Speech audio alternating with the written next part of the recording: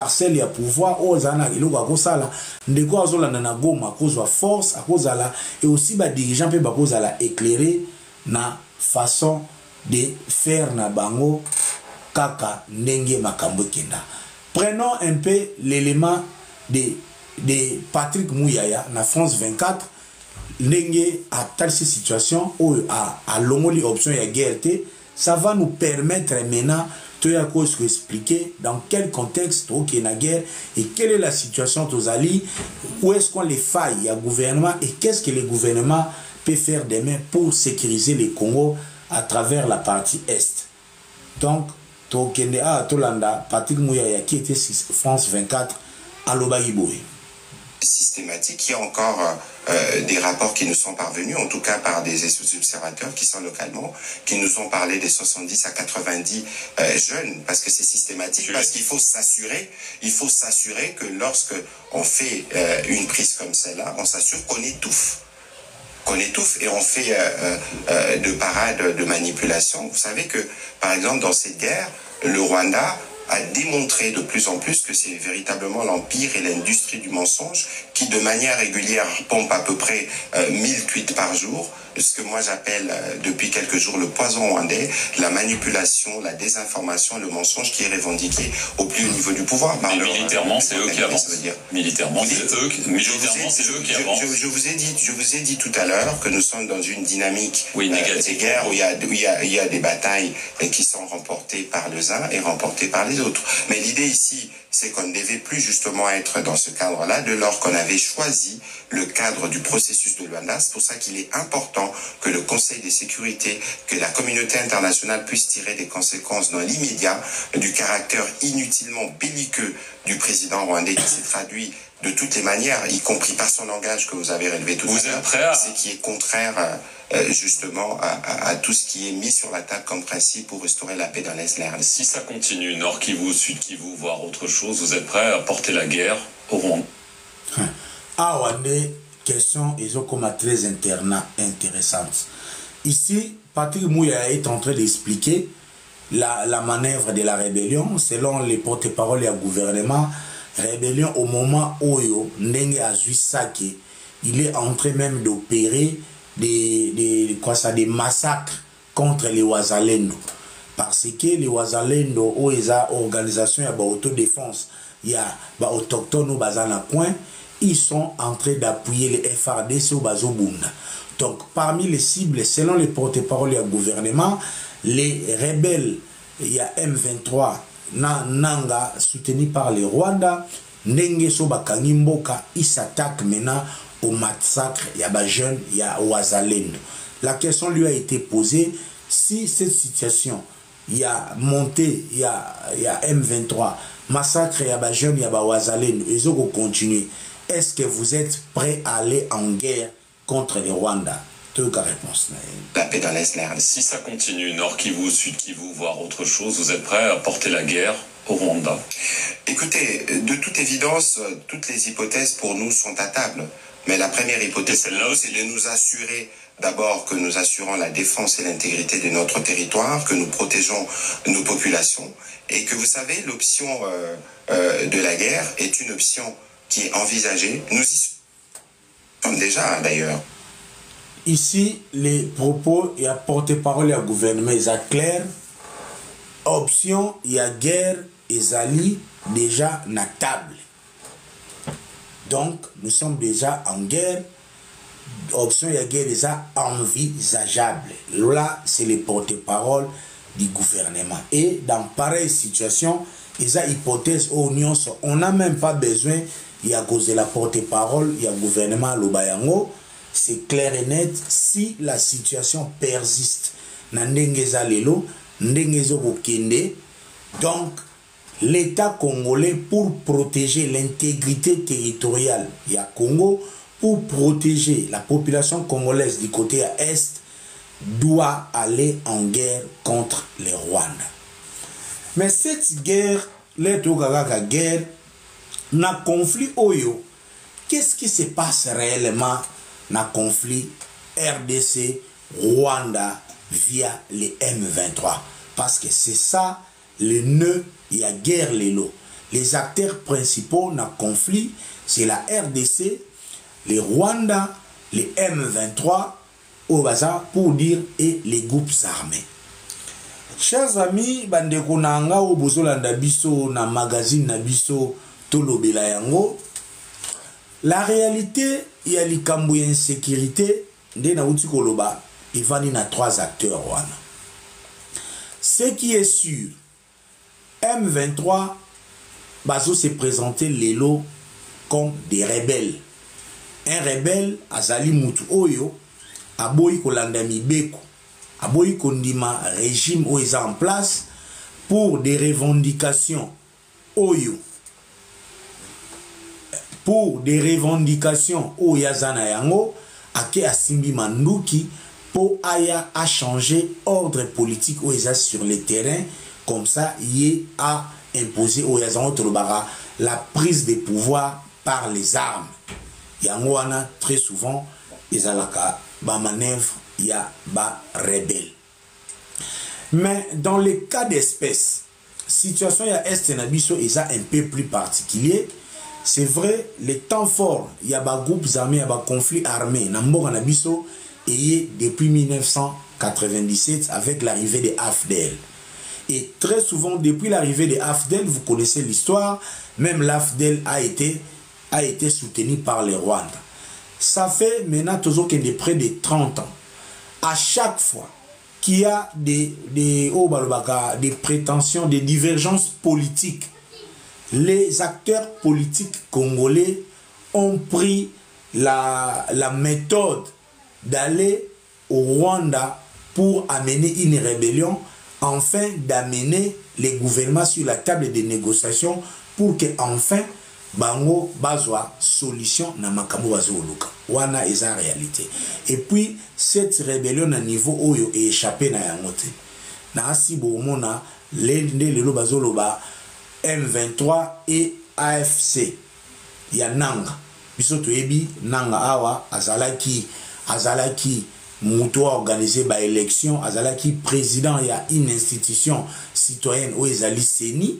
Ye mutu kutu normalement na processus démocratique Corneille Nanga serait en bonne position pour entrer dans l'histoire. C'est sous l'organisation de l'élection ya Nanga que nous avons eu l'alternance dans ces pays. Mais pour des besoins au égalité, parfois carré minier, parfois nini. Aujourd'hui, Corneille Nanga a pris les armes, a rejoint une rébellion. Il y a M23 oyo existera déjà. Avant na kende tol solo la l'enjeu lelo o ezoleka terrain diplomatique na terrain militaire ezali nini. Les gros problèmes d'abord o ezoleka na est du pays ezali ke rébellion oyo esalama na Congo très souvent parfois aussi et comment alimenter par nos propres dirigeants. Je répète, les rébellions ou les groupes armés qui opèrent à l'est du pays, très souvent, ils ont salama avec la complicité du régime et aussi parfois des représentants. À titre de rappel, les procès contre l'honorable Mwanga Tchouchou à l'Assemblée, qui député dans l'Assemblée nationale, vous allez encore vous rappeler le président de l'Assemblée nationale, Mbosso Oyo, a ebisa biso ke ezana ba député oyo bazoko alimenter conflit na est ya pays. Donc on est d'abord premier des problèmes. Donc nous avons un niveau ya infiltration na yebité quel pays na monde ezala déjà infiltré ndenge gouvernement na biso ou pénéfice ezala infiltré. Donc, ce qui est là, guerre et oumelak, conflit, rébellion, et Zwakata Moulaï na Congo. Avant na nous Rwanda, aya ko appuyer déjà sur les plans internes. Soit les émissaires du Rwanda qui sont au gouvernement, qui sont dans l'armée, qui sont dans l'institution, bango déjà ba jouer à double jeu. D'ailleurs, les derniers audios, il y a première dame filtrée. Et présentant souci, il y a chef de l'État, Oyazo Kamwa, à Sali, Conseil de sécurité, après les informations ont déjà fuité. Donc, niveau d'infiltration, tout porte à croire, même le chef de l'État, Fachi, n'a nous à maîtriser à côté. Pour nous illustrer que Tozalaka infiltré, le professeur Toumba Loaba, coordonnateur, il y a quelques missions de paix, à l'Oba paix au cours d'une émission, comment est-ce que le groupe armé ou les M23 bazalaka alimenté en armes. Toyoka, le professeur Toumba Loaba, il a expliqué comment est-ce que les M23 parfois bazala alimenté en armes. 23, un jour, alors les M23, un jour m'ont dit, mais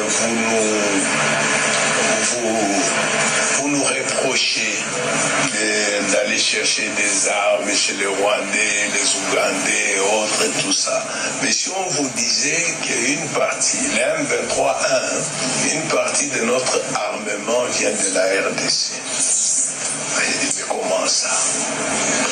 Et ils m'ont dit que lorsque des cargaisons d'armes, là c'était sous l'ancienne présidence, j'espère que ça s'est terminé, que ça s'est arrêté, mais c'était sous l'ancienne présidence, on dit lorsque des cargaisons d'armes quittent Kinshasa, nous sommes déjà au courant.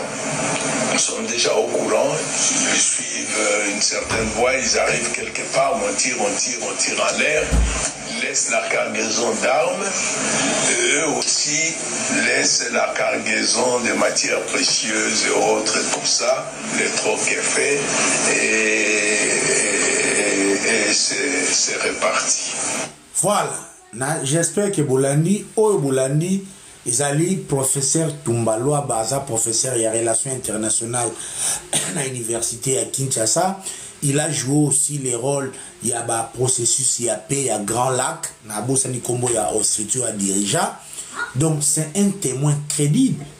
Le professeur Toumbaloa dit ici clairement, parmi le ravitaillement en armes, il y a M23, M23, que pendant les régimes précédents, avant Fachi, M23 et Zalaki, pour bazwa armes, les gouvernements ya Kinshasa, avant les ravitaillements à armes, na ba position ya FRDC, et les M23 viendront attaquer ces positions. Les positions, les vont attaquer position wana, ba FRDC ba kimi ba tiki ba arme et M23 azui ba arme wana, et puis M23 yepe azui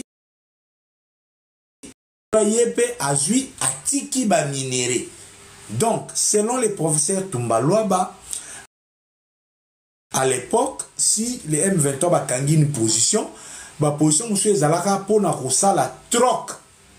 Donc, les gouvernements, à Pessi armes, et M23 ba Pessi matière. Ça démontre déjà l'infiltration Oyo et Zalawan.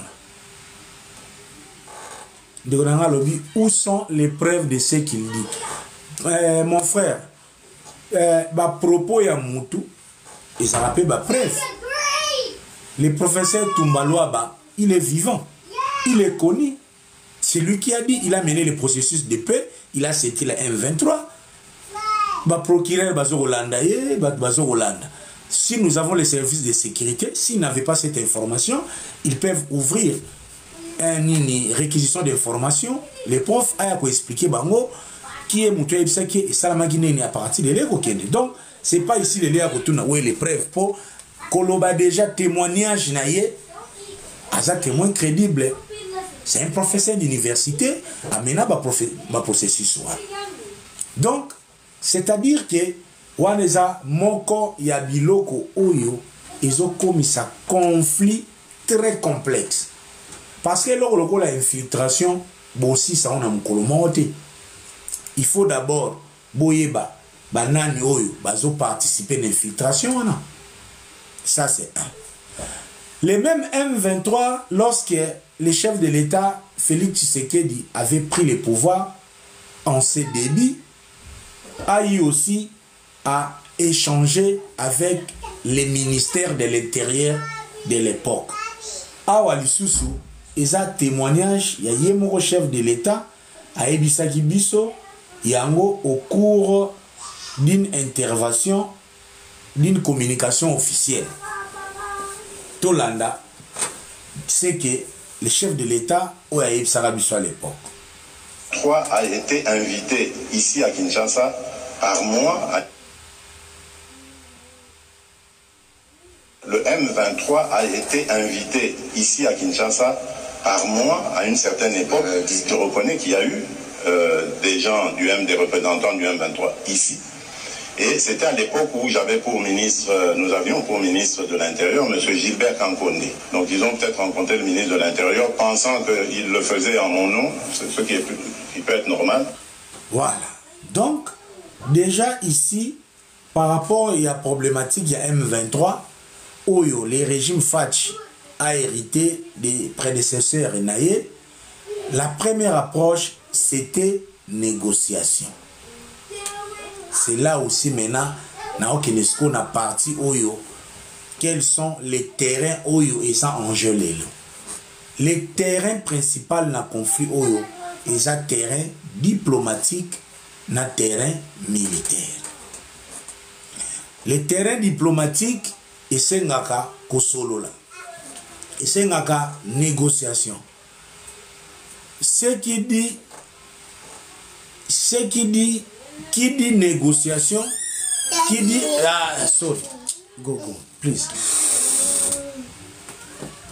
Thank you. Qui dit diplomatie, dit kosolola. Oui, il y a des conflits, et si la rappelle, na l'isolo, na diplomatie. Où ils allaient que, bon, Tokei, sur le terrain militaire, tout ça, la difficulté, ils ont là, M23, Binobo Sengaranini, nous Sengaranini, d'ailleurs, très souvent aussi, les conflits, il y a armée et les cas, n'a niveau ana. Après, au monde, bon, Kosololate, Biso, militaire, Toma, Tabagradité, allez, manti bango ba grade. Oh, faut ça la mixage, ba jui bango, ba lié, ba koti sous une armée.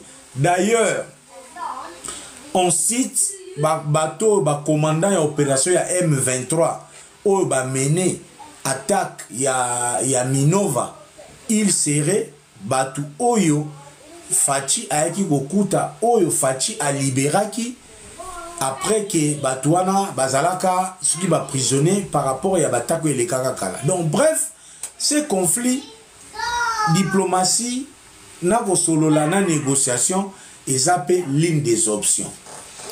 Mais où est-ce que débat, ils ont eu comme très difficile? Un instant, chers amis.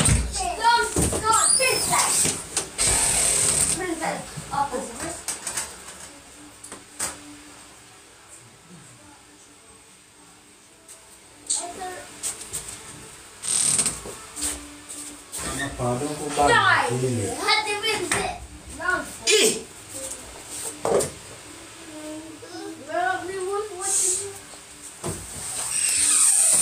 oh là là, sorry.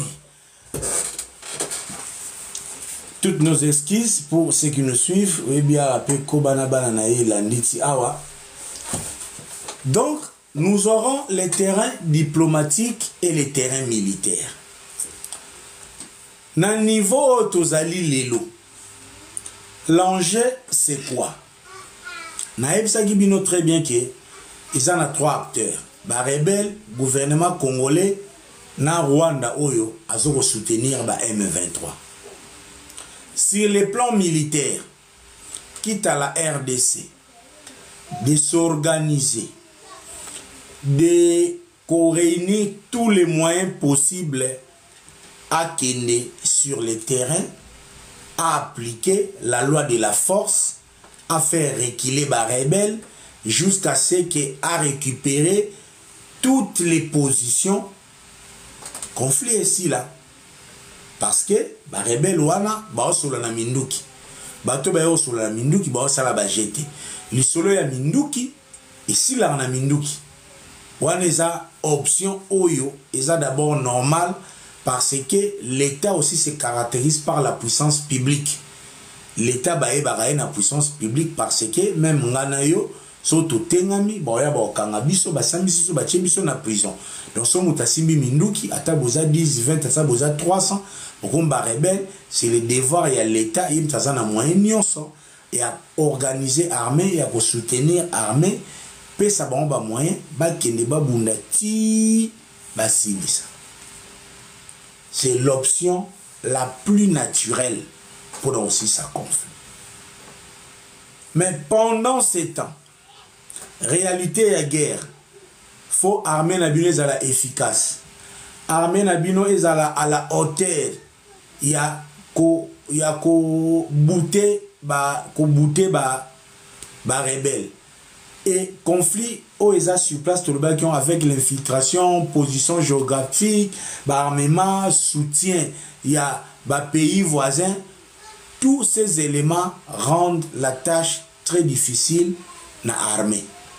Bolanda qui chef de l'État en décembre, là après ce discours État de la nation, il y a qui ont clairement la loi sur la programmation et armée ils en ont en cours, ils ont continué. Donc on peut dire que l'élo c'est vrai, na évité na monaka batanga revi moko les FRDC sont classés 8e armée en Afrique, naza militaire na évité sur base de quels critères l'élo FRDC a 8e armée en Afrique parce que naza na connaissance il y a opération militaire mais ce qui est sûr sur le terrain depuis un bon bout de temps on est en train de cohabiter, co-vivre ensemble na rébellion.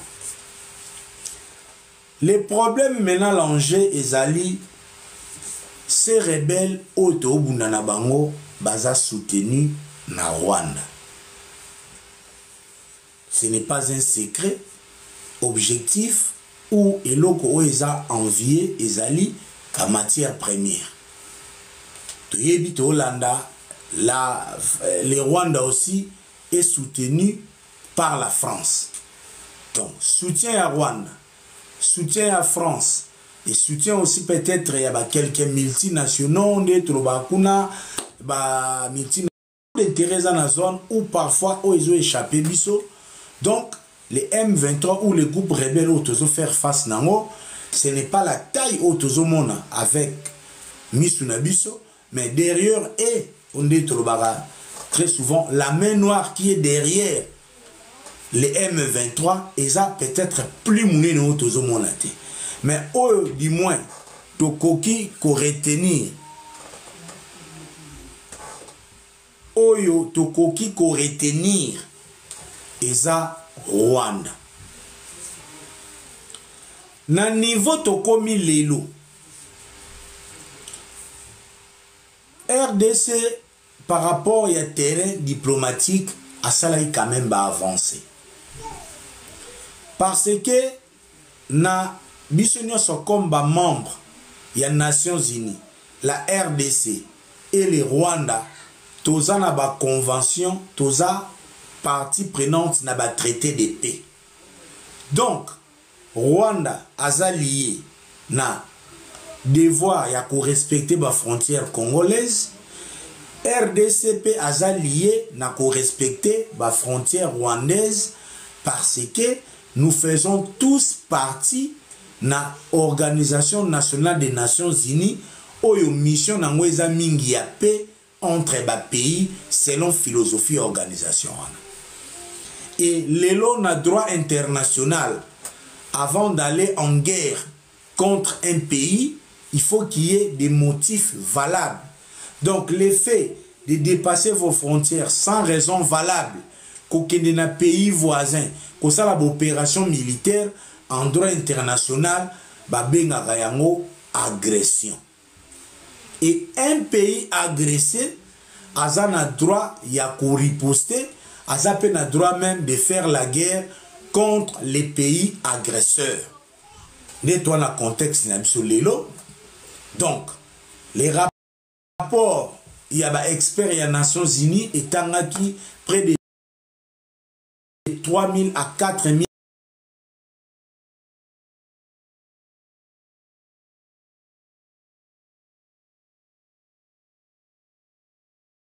au PRDC, sur le plan diplomatique, a réussi à faire arracher les lots. Parce que quand on est en conflit sur le terrain diplomatique, on va dans les institutions, on a la médiation. Ok, na Conseil de sécurité, na Union africaine, et si ka va na total non, biso toza RDC, pourquoi biso tozo bunda, tala voisin, Rwanda, azo soutenir ni ba rebelle, ça, vous apportez les éléments et ça fait que votre opinion est les cas plus que opinion, il y a tout au bouzana bango en conflit. Argument, il y a RDC sur le plan diplomatique et zali que le Rwanda est en train d'agresser la RDC à travers rébellion et à M23. Donc, sur ce, la RDC, comme membre des Nations Unies, a créé une instance Oyo, il y a l'ICOLO, il y a droit international, pour requérir que les institutions internationales épaissent sa sanction na Rwanda. Parce que la sanction internationale paie, et ça peut moko il y a biloko oyo et s'il sera conflit. Donc, si aujourd'hui, Ndenge Rwanda a alimenté M23, si la communauté internationale, résolution du Conseil de sécurité, et puis si Rwanda a sanction forte, et qu'on a mené à abandonner le schéma pour soutenir M23. Donc sur ce terrain-là, la RDC a poussé na schéma na démarche. Réaction ya Rwanda na conflit oyo, c'est que M23 est un conflit congolais. Ezali makambo ya Rwanda te. Les Rwanda continuent à nier présence ya ba force na sol congolais. Azo continuer kolobake likambo ya M23 etali ba congolais ba solango bango na bango. Yangwana bomona ka tokomaka na niveau oyo gouvernement congolais a lobby que il ne peut pas négocier avec les M23. C'était juste pour ne pas abandonner argument et agression. Parce que aujourd'hui, si le gouvernement congolais va directement négocier avec les M23, ça reviendra à dire que c'est un conflit interne. Tous les militaires qui opèrent na M23 au bazo combattre le gouvernement, donc c'est un conflit interne, et qu'aussi la négociation entre les frères congolais. Yangwana Kinshasa est décidé qu'il va négocier. Et na niveau tozali sikoyo RDC azana denzela. Azana processus ya Nairobi na processus ya Luanda. Processus ya Nairobi toke na ngopenda mulaite parce que processus ya Nairobi ezo concerner tous les groupes armés qui opèrent à l'est ou sur le territoire congolais. Dernièrement, ba contact qui ont reçu 266 groupes. Oyo, mutuna muto, ceux qui banane, ba FDLR, oyo le nini, o le mayambo, o le nini, et le Congo le nini, ba groupe armé wana ya 266. Côté wana, et ça là sur likambo ya financement, c'est ça le problème. Il semble qu'il faut qu'on désarme ba groupe wana, qu'on réinsérer ba la société. Il faut tout un programme colossal. Tout un programme colossal, il y a des engagements. Mais processus, ils ont continué, ils ont concerné M23, qui processus, il y a Luanda. Là où Lelo Kagame, sur le plan diplomatique, a commis un peu coincé, et à travers le processus, il y a Luanda, où ils ont mené par l'Angola, dans le cadre, dans le pays, où il y a Afrique de l'Est, l'Angola avait réussi à mettre sur pied ba délégué à Rwanda na ba délégué à RDC.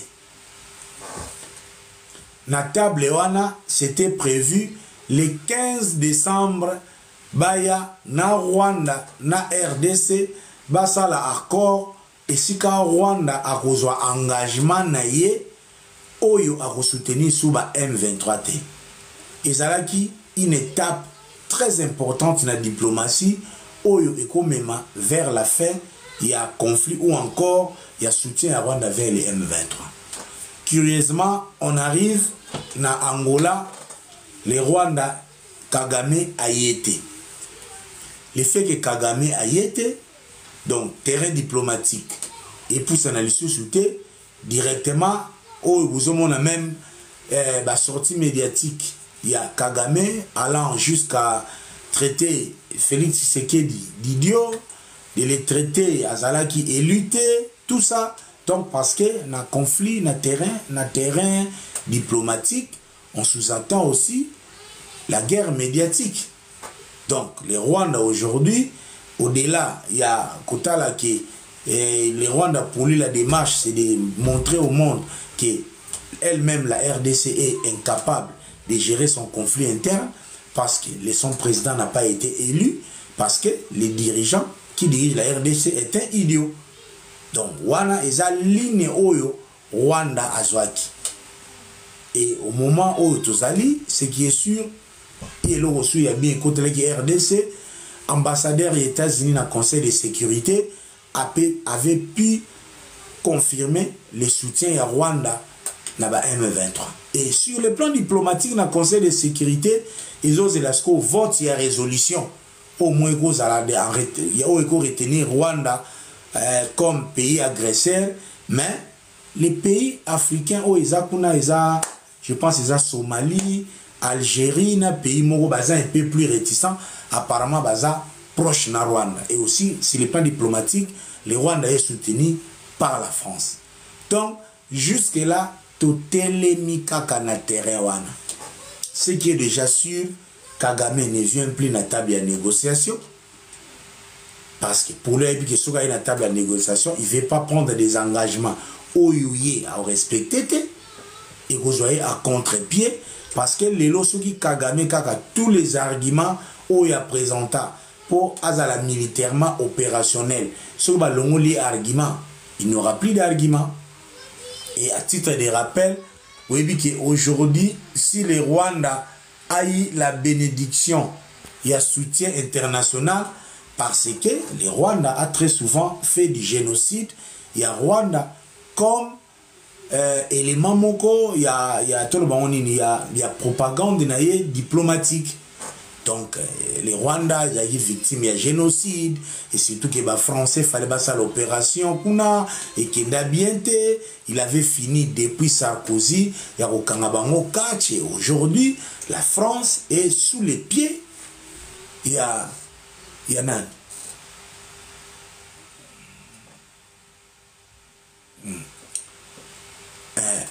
Donc sous les pieds, il y a un lobby, Kagame a lingi, Laurent sauté.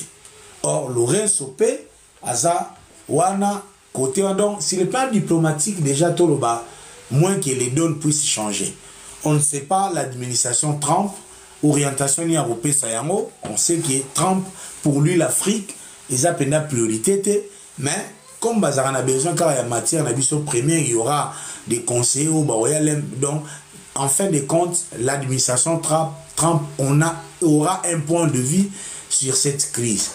Mais ce qui est sûr sur le plan diplomatique, Kinshasa a avancé parce que les lots bénédiction et à Rwanda, ils ont largement diminué. Ils ont largement diminué. Si on a un contexte où tous les lots. Contexte où tous les lots. N'oubliez pas, dans ce conflit, il y a aussi les FDLR, des Forces démocratiques de libération du Rwanda. Oyo, Bakima Rwanda, Baya na Congo. Rwanda paie à un moment na confiance, il a un prétexte que non, la RDC est en train d'alimenter des FDLR. Donc, s'il peut attaquer les FDLR, s'il peut attaquer à Koko Tabatou na Congo, ils ont pour traquer les FDLR. Et comme on rappelle, un argument, parfois un prétexte. Mais la diplomatie congolaise a tout fait pour vider cet élément ou cet argument. sikoyo na position où tozali lelo on a une question peut-être bateau bazolanda chacun va se faire son opinion. La RDC doit-il aller en guerre contre les Rwandais? Quelle est votre opinion? Quelle est votre position? Parce que les éléments oyo et ça là un pays a kende en guerre contre notre pays, ils ont presque yabokoka. Donc, ce gouvernement congolais qui va au concert des nations, qui va partout pour dire que les Rwandais est derrière les M23, ça s'appelle en droit international agression. Et un pays agressé a les droits et les devoirs pour la protection de son territoire et la protection des habitants a les droits d'aller en guerre contre les pays agresseurs. C'est là maintenant où ils ont sur le plan militaire, il faut maintenant évaluer toutes les éventualités. Ce qui est sûr, la guerre peut très souvent, on va avec des alliés. On est à côté technique, je ne suis pas militaire. Je n'ai pas aussi l'œil pour apprécier la capacité, il y a les deux puissances militaires. Est-ce qu'aujourd'hui, la RDC est puissant pour entrer en guerre contre les Rwandais? Guerre pèse par rapport à la motivation. Si le peuple congolais est derrière son gouvernement, derrière son armée, on peut avoir des soucis sur le plan militaire, mais avec de la détermination, la solidarité d'un peuple, un peuple se lève toujours contre son agresseur. On ne se laisse pas abandonner parce qu'on nous a agressés. Du moins, de ce côté-là, ils ont des exigences. Maintenant, dans quel contexte la RDC ira en guerre contre les Rwandais? D'abord sur les plans militaires. Si les positions des M23, ils ont continué. Par exemple, Zigoma. Sur Zigoma, ils ont Bukavu. Sur Bukavu, peut-être Barolanda, trajectoire AFD la Salara, l'Em sous Barokende Gisangani, Gisangani, Borel Lubumbashi. Donc, s'ils continuent, donc, on sera tous en insécurité, même les institutions, la sécurité de l'État est menacée. Donc, il faut les repousser. Le fait déjà que vous-même, le gouvernement, vous qualifiez les M23 d'être associés aux Rwandais. Donc, l'option de la guerre, na porte-parole au gouvernement, monsieur les à la table. Donc, c'est une option qu'il faut continuer à étudier et à envisager. Juste à titre pédagogique. Dans quel contexte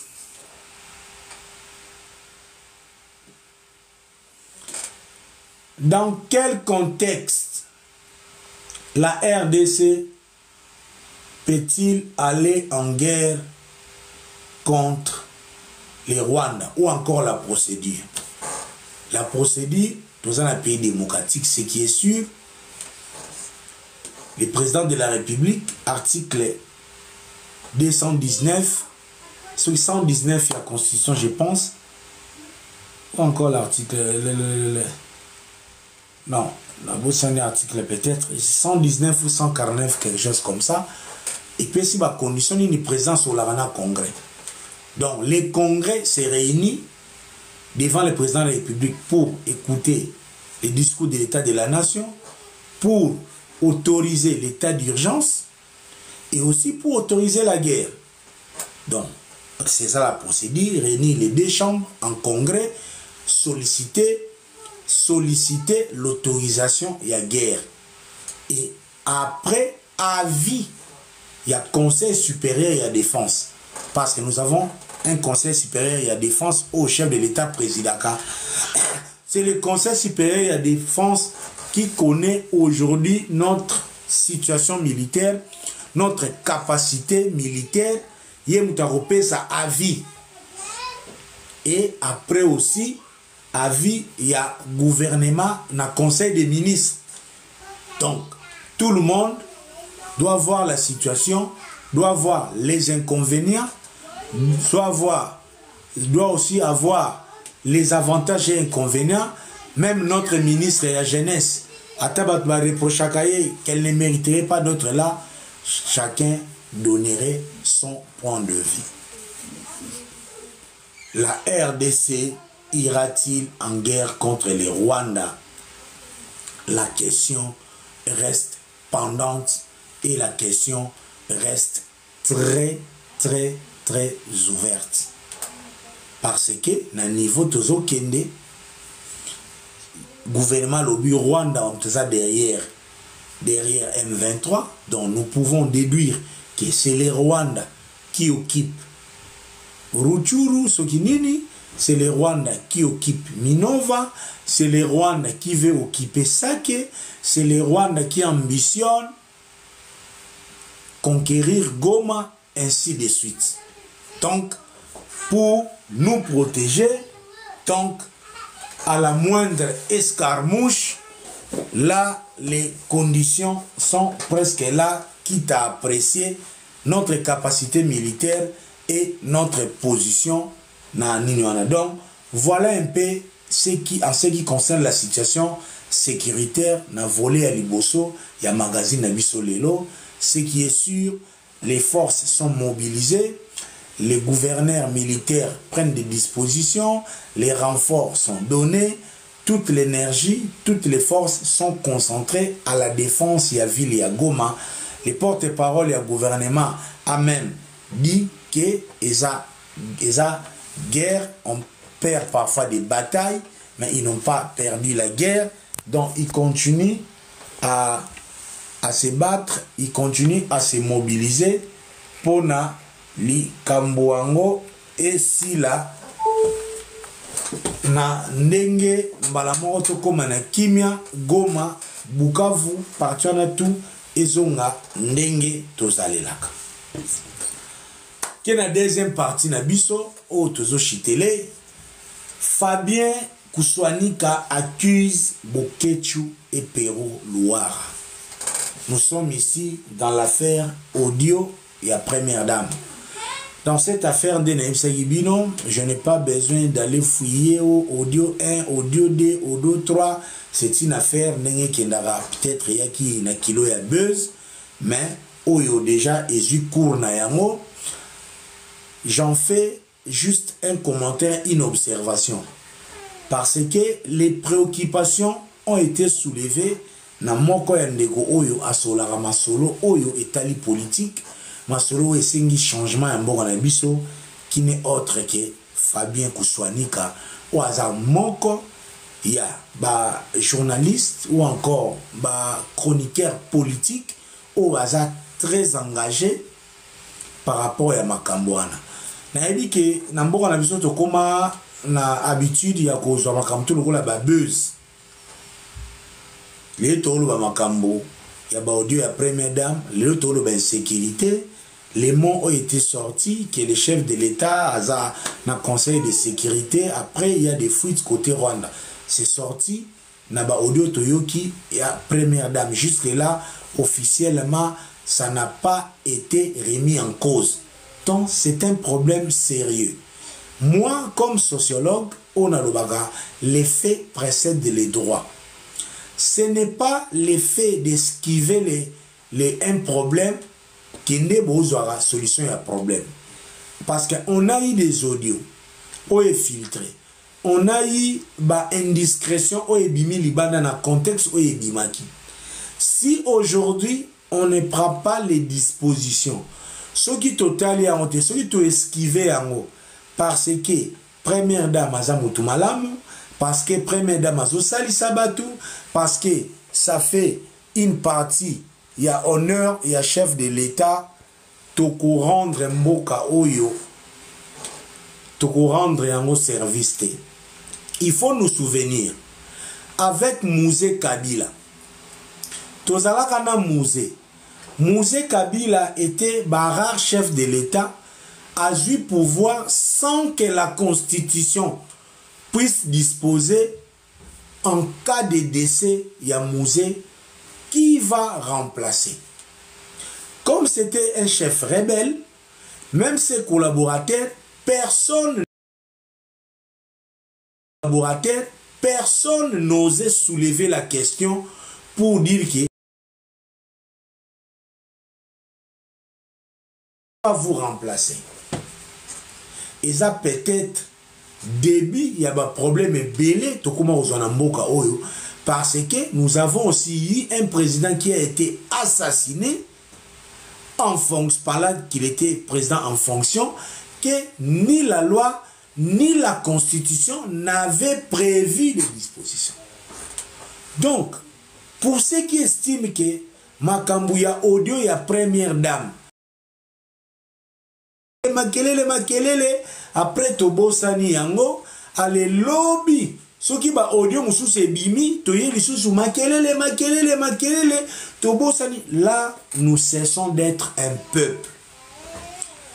Les problèmes n'amboka, nos amis américains sont comme la limitation et un mandat parce que le président Roosevelt a commencé à acquiser la fatigue et la santé oyo et bandaki koboma et bandaki ko déranger via l'État. Donc l'affaire audio ya Mama Denise, c'est vrai, et l'équipe, mais de temps en temps, si nous avons l'occasion d'apporter les solutions idoines, oyo eza pobilo kwane yakate, nous pouvons le faire net lelo, non peut s'apprendre vinanga par rapport à comportement, il y a ces trois acteurs principaux. Fabien Goussouanika comme chroniqueur politique, Pero Louara comme chroniqueur politique et Bokechu Wayambo comme un militant du changement. Oyo lelo d'activité nae eza na cercle ya mouvement otobengaka les mouvements combattants. Nous allons tous être d'accord, que makambo eleki eza quand même sérieux, que ba audio ya première dame eza pe na un aspect sécuritaire. Fabien Goussouanika a soulevé une bonne question.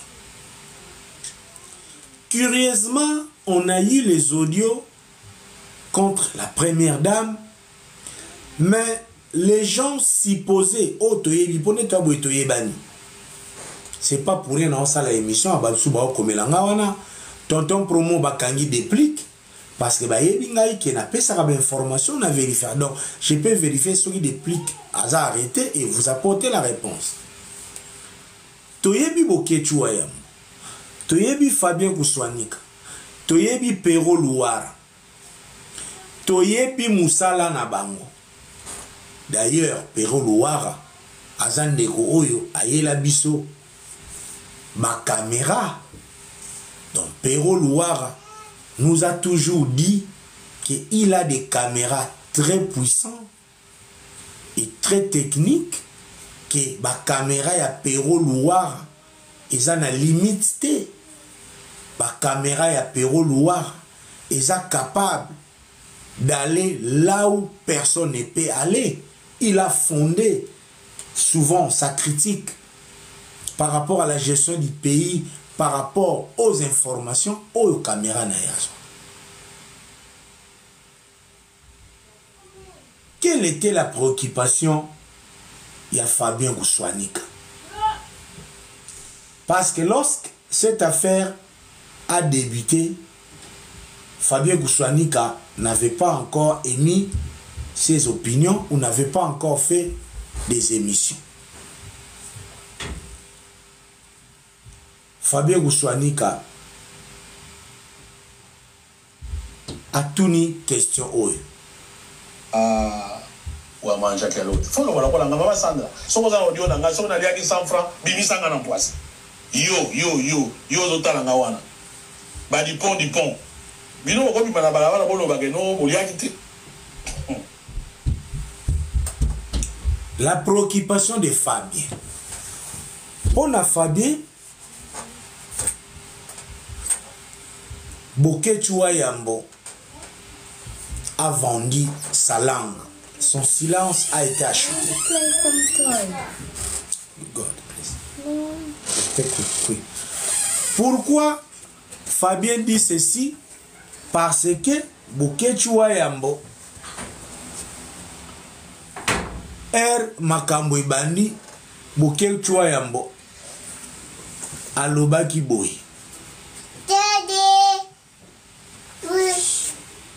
Oya kotinda makamba papa na telefone na telefone na beza ya binote ndazo ki numero na bino ko benga kangai.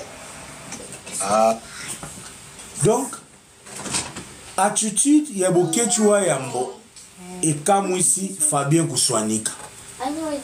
Fabien Kuswanika lobi boy. Comment une affaire y a ba audio y a première dame et bimi. Mais Boketua Yambo. Sorry.